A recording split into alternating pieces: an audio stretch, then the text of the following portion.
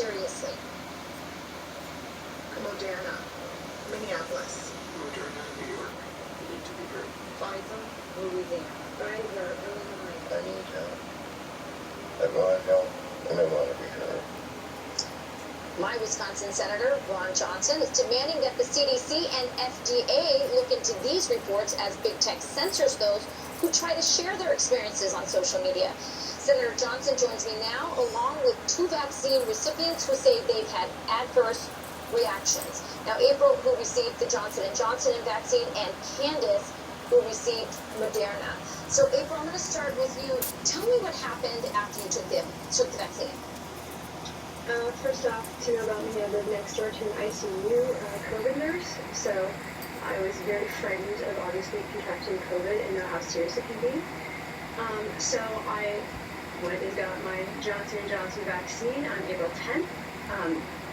Previous to that, I was a very healthy person, used to singing and dancing on stage for about 5 hours at a time with no issue, and now I can literally go like 2 bars of music without getting winded and can barely get out of bed some days. 12 hours following my Johnson & Johnson vaccine, everything hit, including heart palpitations.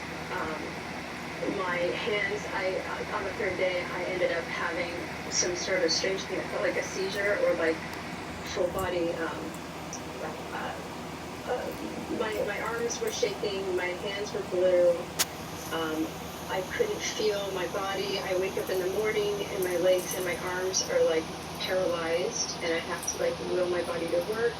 I have shocking sensations in my legs. My eyesight has been blurry ever since I got the shot, like not just a little bit, drastically so. I'm unable to eat most things. Sorry. Yeah, that's okay. I want to make sure I get to Candace, because Candace, Yeah. you had the vaccine as well. What was the reaction? So my reaction, I had both injections, and then on April 18th, I was getting up to go to bed, and I couldn't stand. I couldn't feel anything from my chest down, and it ended up in ER. I spent 26 days in the hospital. I've had several tests, 2 MRIs, 6 MRIs, 2 CTs, TEE, and a spinal tap, and nothing conclusive could be found in my body. Prior to this, I was extremely healthy. Let's fast forward 85 days later. I still have numbness from my feet up to my chest. I feel like a pincushion on a daily basis. I don't have any balance. I can walk with a walker. My toes have electric shocks that go in and out. I feel like I'm in a compression stocking from my 15 compression stockings from my chest down. I can't wear anything on my arms because my arms feel like they're being stabbed if you touch them. My back feels like an army of ants with army boots on are marching up and down my back 24 hours a day. Senator Johnson, so these reactions are clearly, the exception, but they're happening.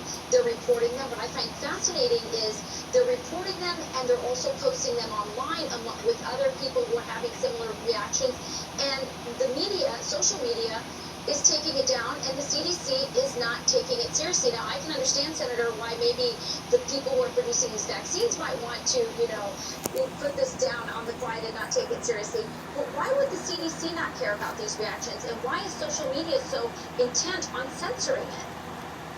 Well, that really is a $64,000 question, Rachel.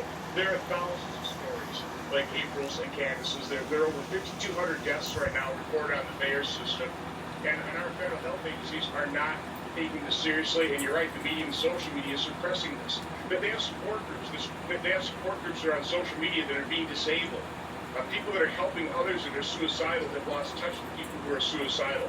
But this is beyond the pale, and our health agencies have to start taking this seriously. That they want to be heard and seen so they can get effective treatment, so that future harm can be prevented.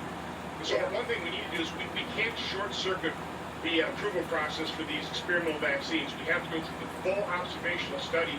It takes time to understand whether or not there's real significant injury occurring. But again, over 5,200 deaths reported on the Bayer system right now. Now, those are alarm bells that should be going off in our federal health agencies, and they're not. It should, and you've been very brave in giving a platform to these people who would have otherwise not a platform. Thank you so much, Senator Johnson. You are so courageous. Thank you both for stepping forward. I know it's not easy.